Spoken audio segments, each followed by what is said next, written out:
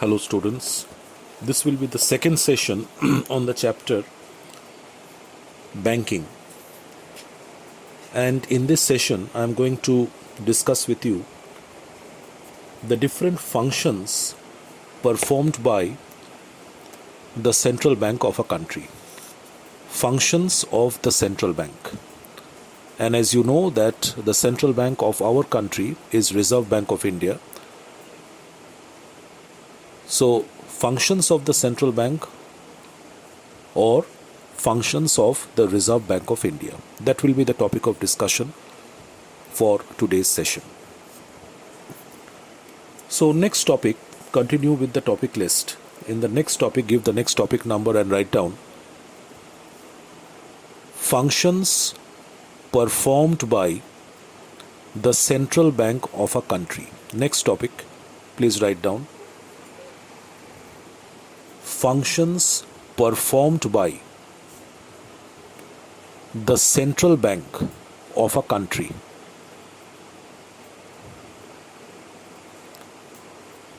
Within brackets write, the question can also come in this way, within brackets, functions performed by the Reserve Bank of India, RBI. Within brackets, functions performed by the Reserve Bank of India. Close the bracket. Now, once again open a bracket and write down the page numbers, pages 239 to 240. Pages 239 to 240. Come to page number 239, the right side of the page, and open the bracket from the second paragraph.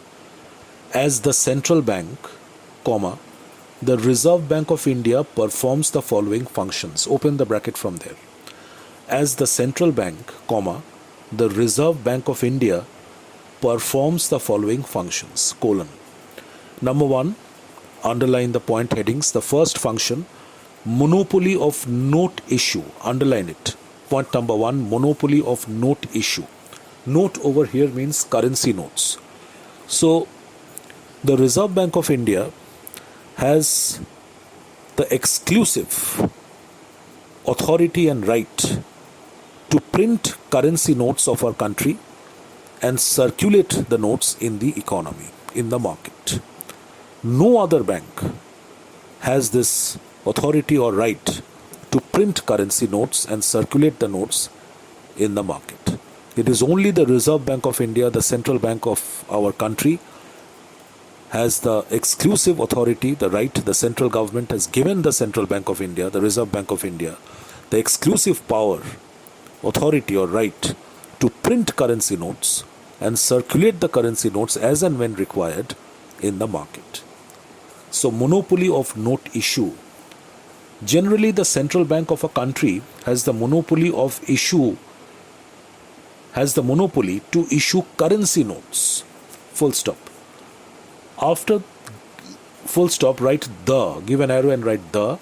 The government grants the exclusive right to the central bank to issue, write currency notes, to issue currency notes on its behalf. The central bank is given the exclusive right by the government of India to print and issue currency notes on behalf of the government.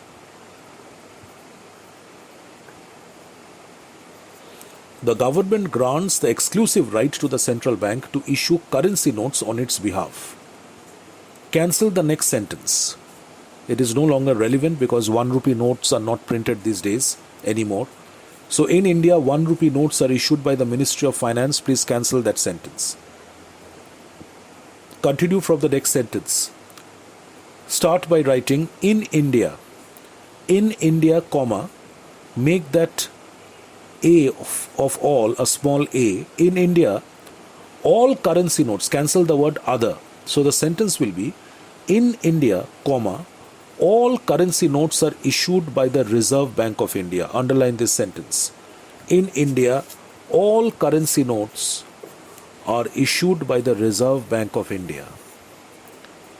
In order to inspire public confidence in paper currency, the central bank keeps reserves of gold and silver against the issue of currency notes. Against the issue of, right, currency notes. Full stop. So what does the last sentence indicate?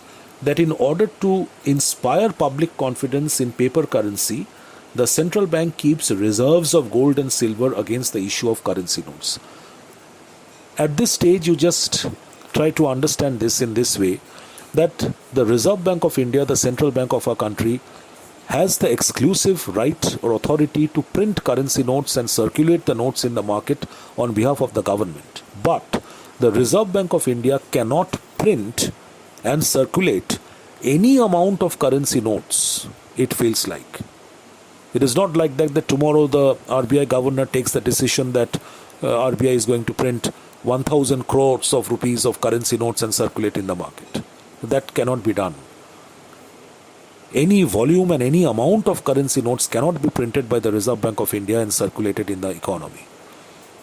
The amount of currency notes which Reserve Bank of India can print and circulate in the market depends on the amount of bullion reserves which the country has, which India has. We will study later, I am going to discuss with you later, another function of the Reserve Bank of India is custodian of the bullion reserves, custodian of foreign exchange and custodian of gold and silver reserves. So the entire gold, silver, precious stones, these are called bullions. So these bullions, the entire reserve of gold and silver of India are maintained with Reserve Bank of India. So Reserve Bank of India functions as a custodian of the country's entire gold and silver reserves. So therefore, the Reserve Bank of India can print currency notes only up to the amount of, only up to the value of gold and silver reserves it has with it at a particular moment. If the Central Bank of India has the gold reserve, if the Central Bank of India has the gold reserve and silver reserves amounting to rupees 10 crore, a small, take an example, it can print and issue currency notes only up to 10 crores of rupees, not beyond that. So for at this stage, you only know this. Okay, it is enough for you to just understand and know that the central bank, the Reserve Bank of India, can print and circulate the amount of currency notes which is up to the amount of bullion reserve which the Reserve Bank of India has at a particular moment, not beyond that. Number 2, Government's Bank. The second function of the central bank, of the Reserve Bank of India, that it acts like a banker of the government. So underline Government's Bank.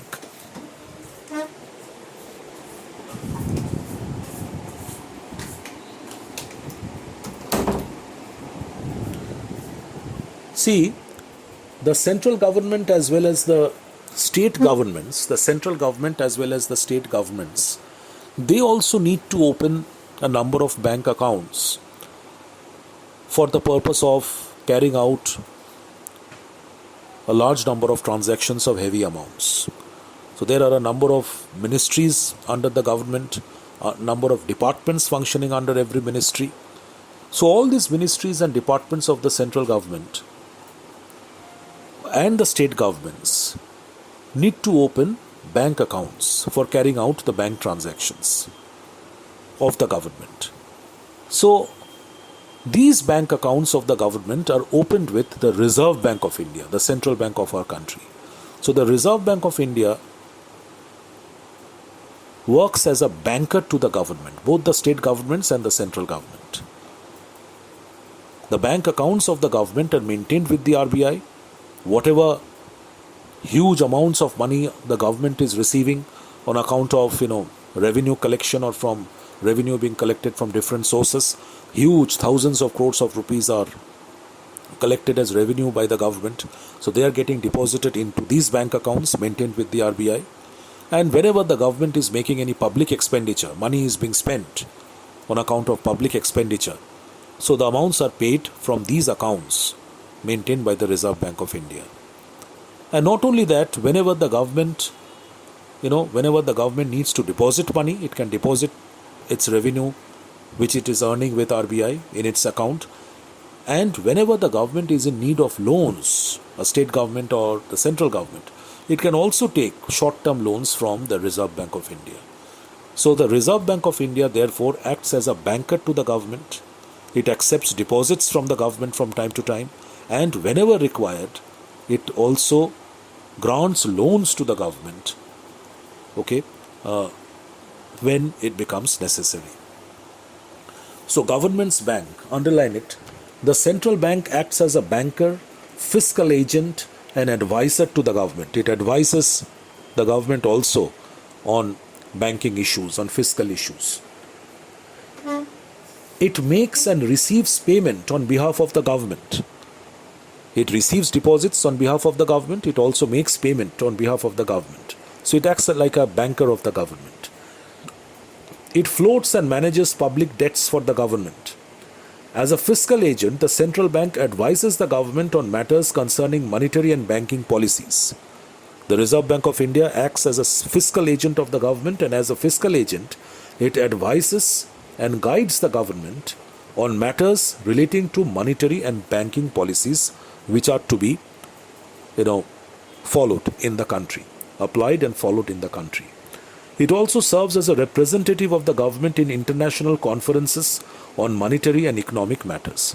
The Reserve Bank of India, from time to time, it represents the government of India in the international conferences on monetary and economic issues. Number 3, underline controller of credit. Number 3, underline controller of credit. The Reserve Bank of India controls the volume of credit being created in our country. So you have to understand this function a bit. What is meant by control of credit, and what is credit creation, and then what is meant by control of credit. Credit creation over here means, or the word credit over here means, the loan granted by commercial banks.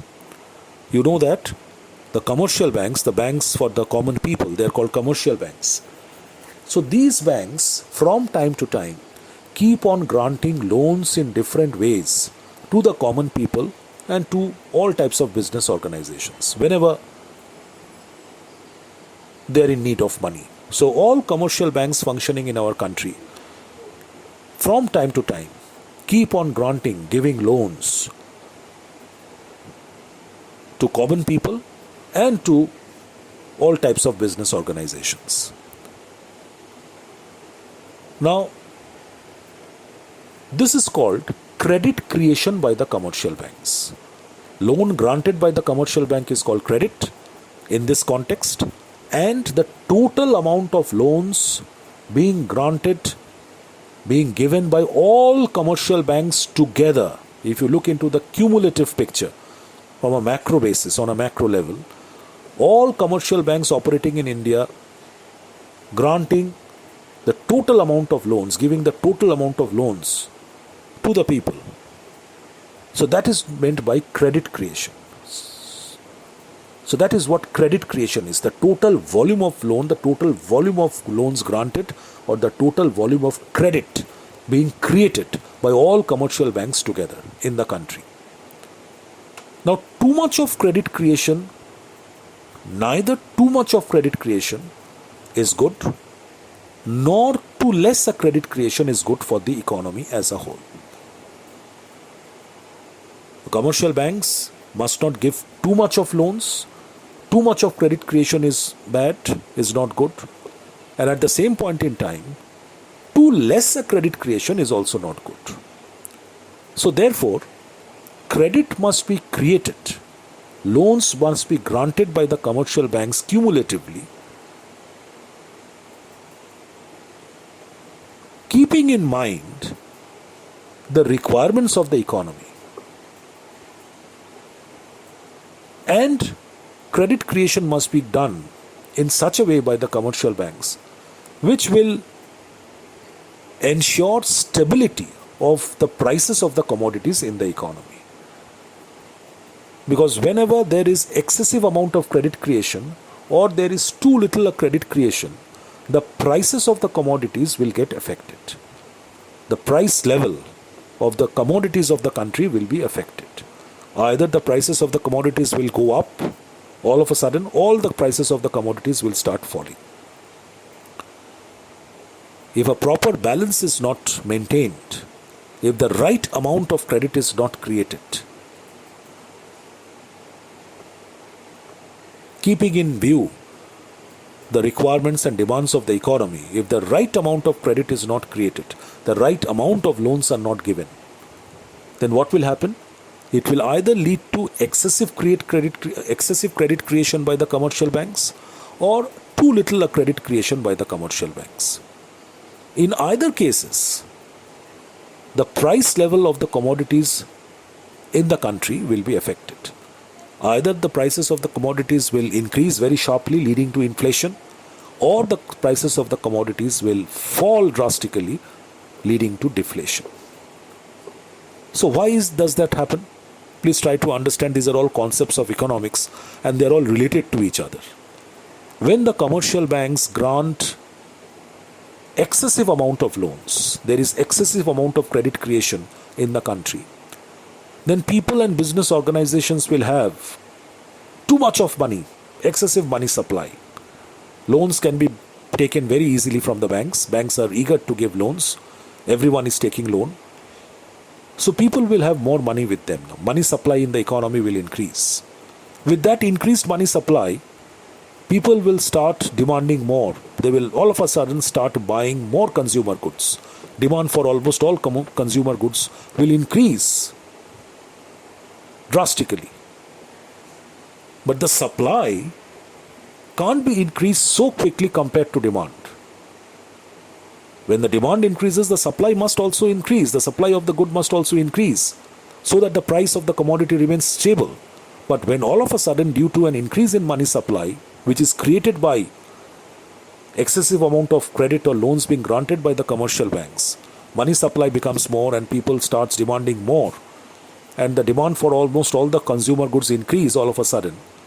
And supply cannot be increased to match that increased demand. So the prices of the commodities will increase all of a sudden. And the economy will enter a phase of inflation.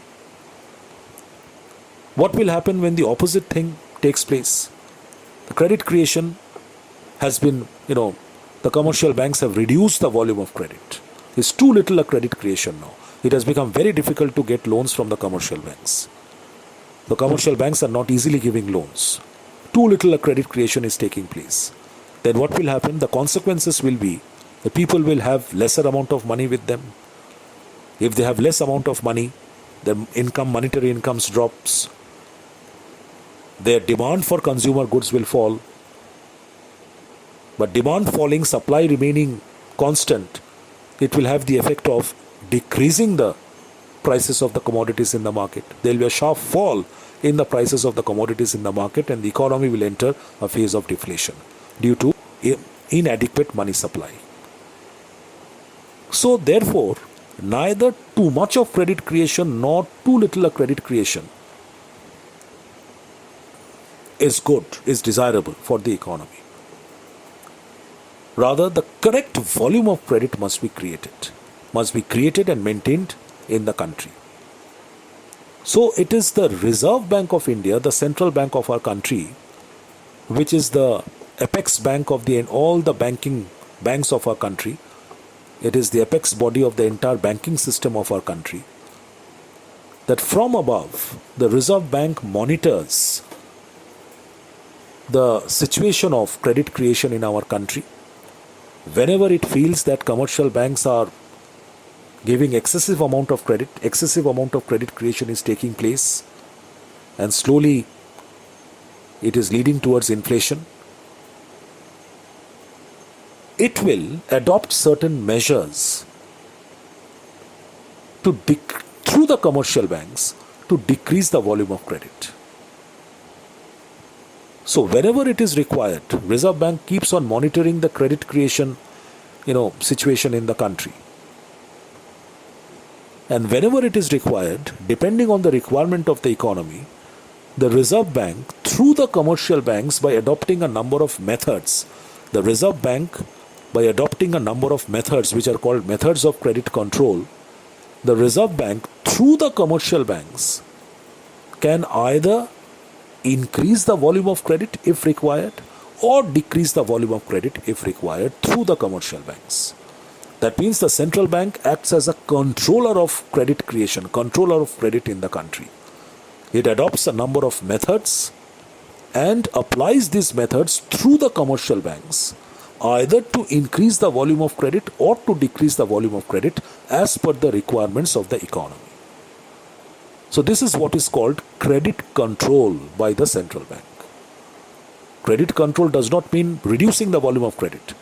Either the volume of credit can be increased or the volume of credit will be reduced by the central bank by adopting a number of methods through the commercial banks to control or to regulate the volume of credit creation in the country. Credit can be either increased or credit creation can be reduced as well by the central bank through the commercial banks by adopting a number of methods as per the requirements of the economy. So now mark from the textbook number 3, underline controller of credit. Commercial banks create credit by lending money, which I told you. Commercial banks create credit in the entire country. All commercial banks together create credit in the entire country by giving loans, by lending money. They may create too much or too little a credit, both of which are not desirable for the economy. The level of credit in the country causes fluctuations in the price level, which I told you. More credit creation taking place, excessive amount of credit creation, more money supply, inflation will take place. Too little credit creation, prices will fall, deflation will take place. So none of them is desirable. The level of credit in the country causes fluctuations in the price level. Therefore, it becomes necessary to exercise control over credit so as to ensure stability in the economy. The Reserve Bank controls the volume of credit through the commercial banks in such a manner so that the prices of the commodities in the market remain more or less stable. The prices of the commodities do not fluctuate regularly in the market. So the credit control is done by the Reserve Bank of India to ensure stability of prices of the commodities in the economy.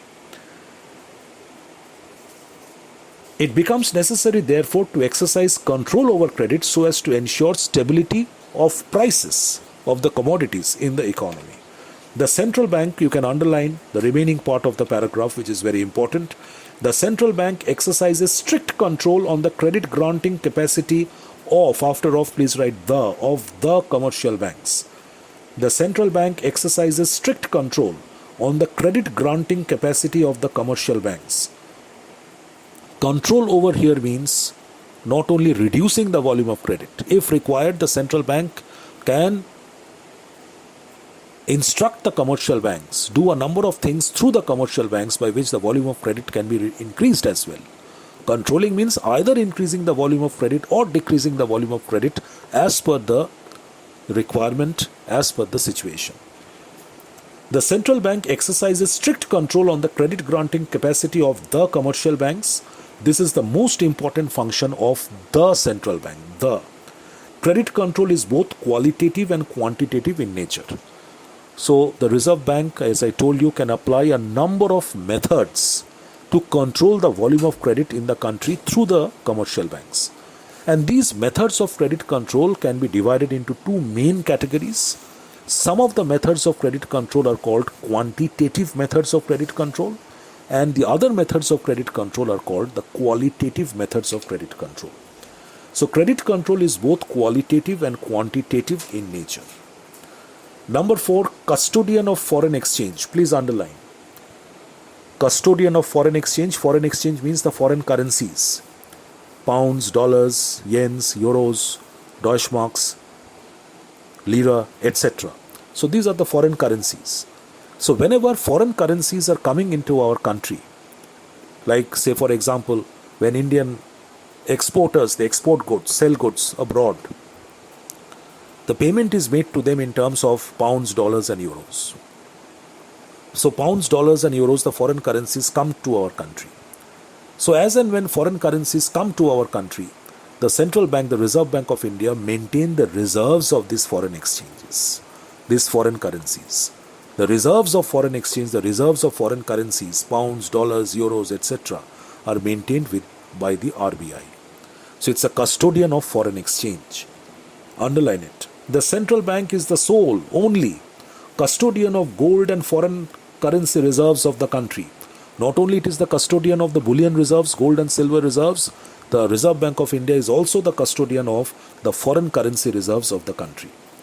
Foreign exchange reserves are needed for making payments to foreign countries. Close the bracket after this. Why are these foreign exchange reserves required to be maintained by the Reserve Bank of India?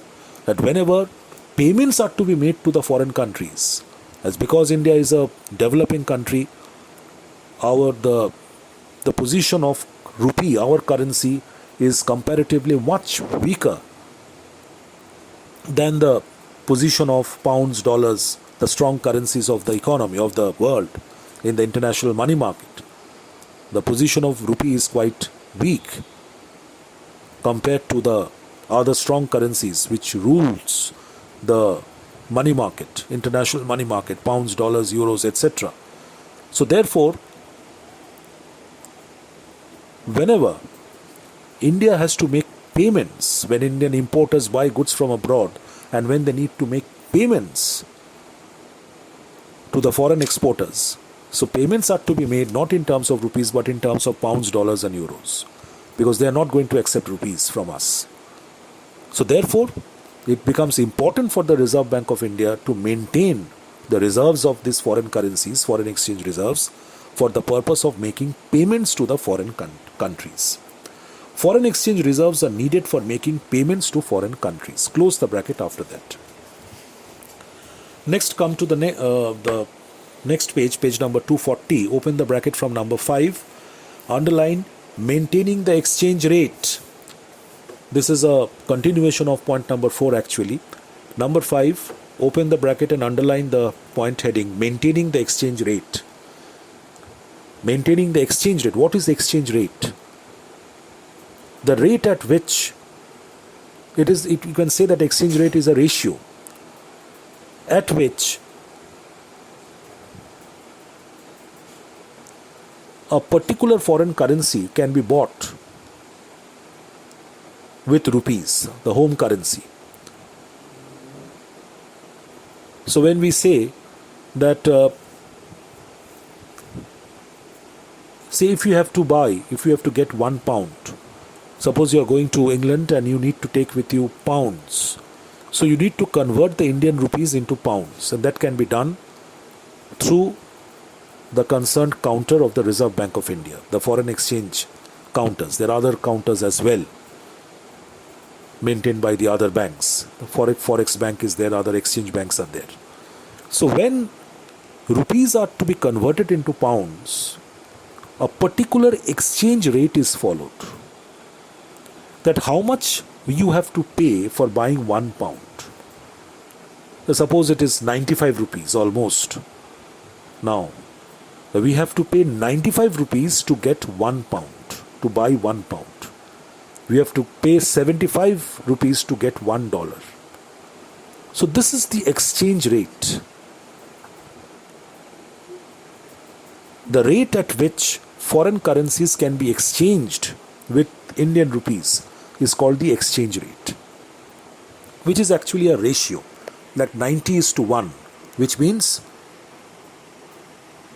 or 1:90. 1 pound can be obtained by giving 90 rupees. 1:70. $1 can be bought by giving 70 rupees. So this is called the exchange rate or exchange ratio between the home currency and the foreign currency. So this exchange rate must remain stable in a particular country.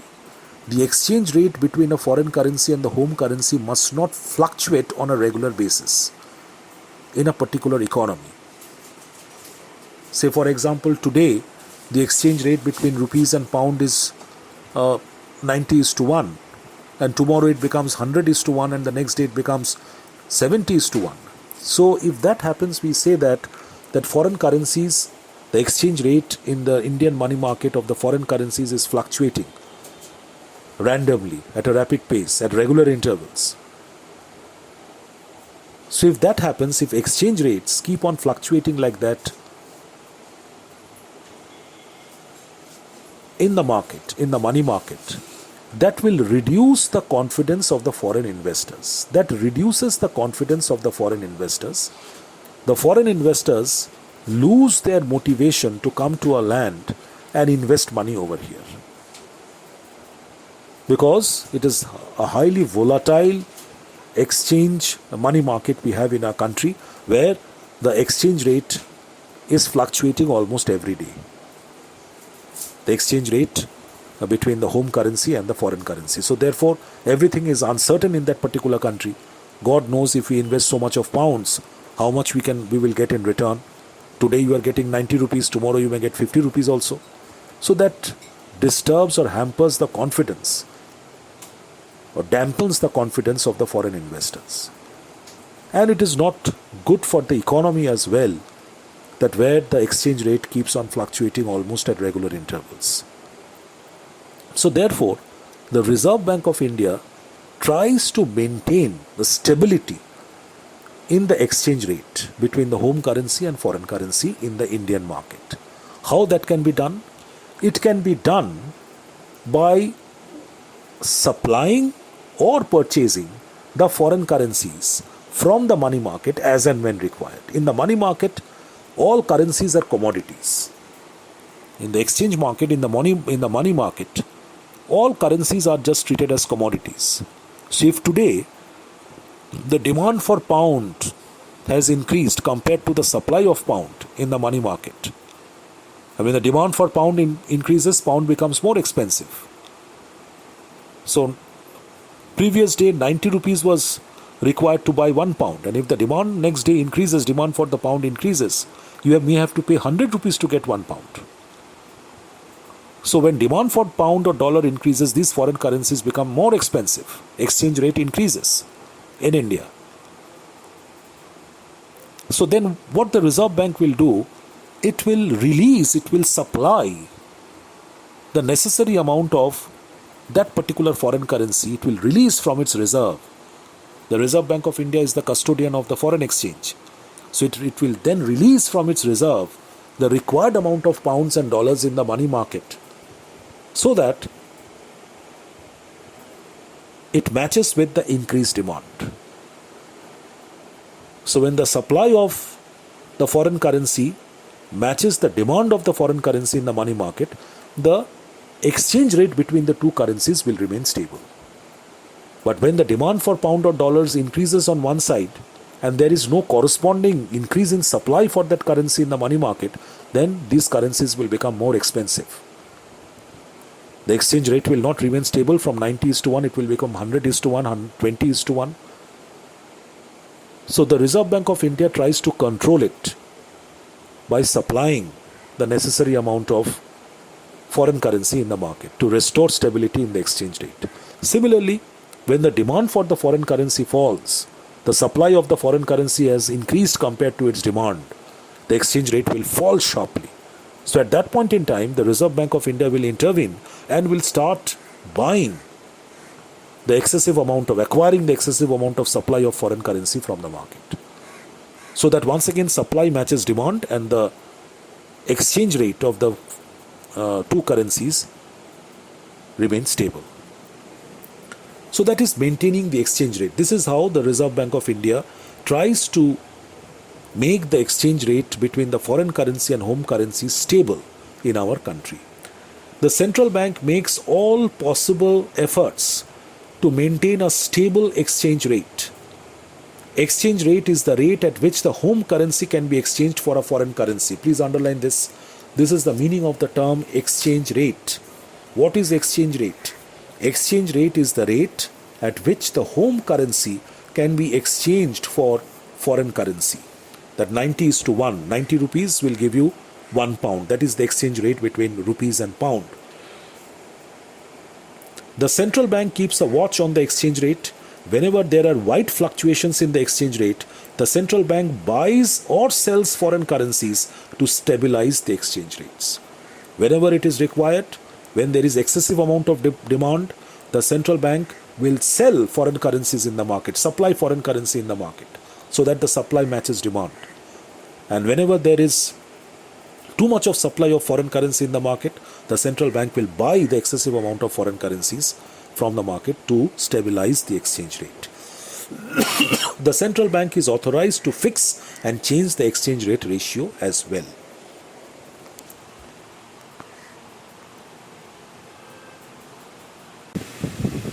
The next function performed by the Reserve Bank of India, number 6, please underline, Bankers Bank. Bankers Bank, please underline.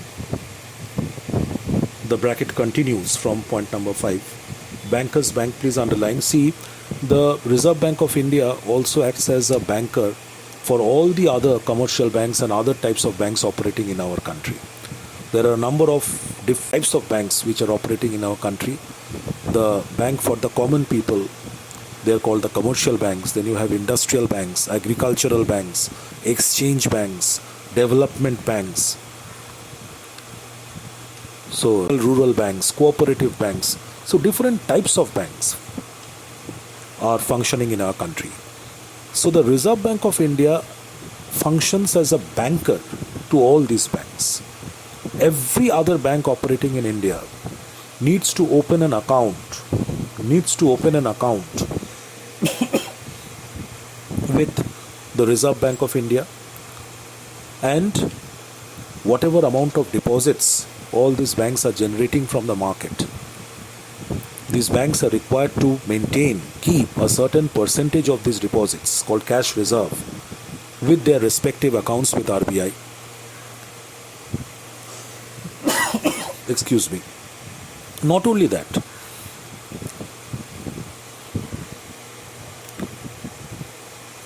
whenever the commercial banks need any help, any advice, so they can take such help, such advices from the Reserve Bank of India, any matters relating to banking business.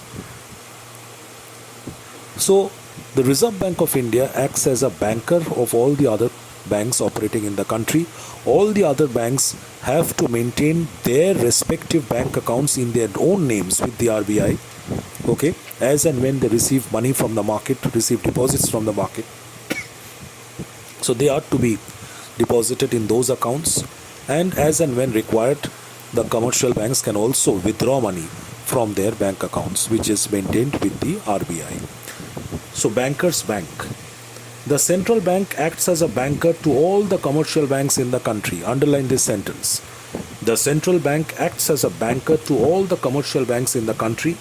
As a bankers bank, the central bank provides short-term loans and bill discounting facilities to the commercial banks.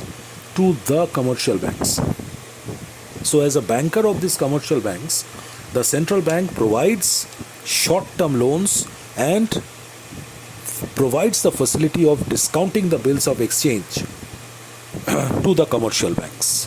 What is discounting of bills of exchange, you will not understand now. So just remember it. So as a bankers bank, the central bank provides short-term loans and bill discounting facilities to the commercial banks. It also advises, which I told you, the central bank also gives advices to the commercial banks on various matters relating to their business. Commercial banks are required to keep a certain proportion of their deposits in the form of cash reserves with the central bank, which I also told you before, that the amount of cash reserves which the commercial cash deposits which the commercial banks are generating from the public, from the market, a certain percentage of such cash reserve needs to be maintained, kept with the Reserve Bank of India, which is called cash reserve. So commercial banks are required to keep a certain proportion of their deposits in the form of cash reserves with the central bank. Close the bracket after that. So the Reserve Bank of India, the central bank of our country, works as a bankers bank. It works as a banker of all the other banks operating in the country. Number 7, open the bracket. Lender of the last resort. The Reserve Bank is sometimes called the lender of the last resort. See, all these functions which I am discussing with you, the functions of RBI, are very important. Any small objective question of 2 marks can be asked from any one particular function. And you may also get a long question of 5 marks that discuss 5 main important functions of the Reserve Bank of India. Or any specific objective question may also come from one particular function. So please learn the functions of the central bank very well. So number 7, open the bracket, lender of the last resort, underline it. Whenever a commercial bank needs financial assistance, it may borrow from other commercial banks. But other commercial banks may not be in a position to provide funds to the bank in need. So whenever one particular commercial bank needs some liquid cash, it can approach any other commercial bank and take a short-term loan from that commercial bank to solve its liquidity problem. But if the other commercial bank is also not in a position to grant loans, then where will the commercial bank get the loan from? When a commercial bank fails to get loans from all other commercial banks, then it can take loan, last of all, as the lender of the last resort, it can get the loan from the Reserve Bank of India. So that is why the Reserve Bank of India is called the lender of the last resort. So whenever a commercial bank needs financial assistance, it may borrow, it may take a loan from other commercial banks. But other commercial banks may not be in a position to provide funds to give this loan to the bank in need. In such a case, the central bank provides funds, gives a loan to a commercial bank. How is the fund provided? Either by granting loans or by purchasing its securities. So in such a case, the central bank can provide the required funds to that particular commercial bank either by way of a short-term loan or by purchasing securities from the commercial banks, by purchasing the shares of the commercial banks.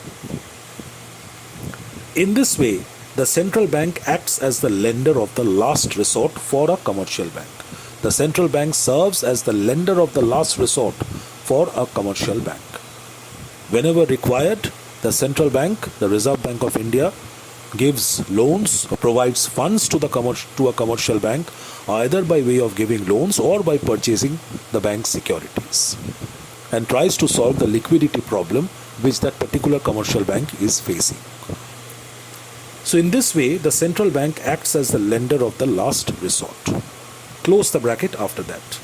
So you will study the 7 functions of the commercial banks which I have discussed with you from points 1 to 7. The functions performed by the Reserve Bank of India.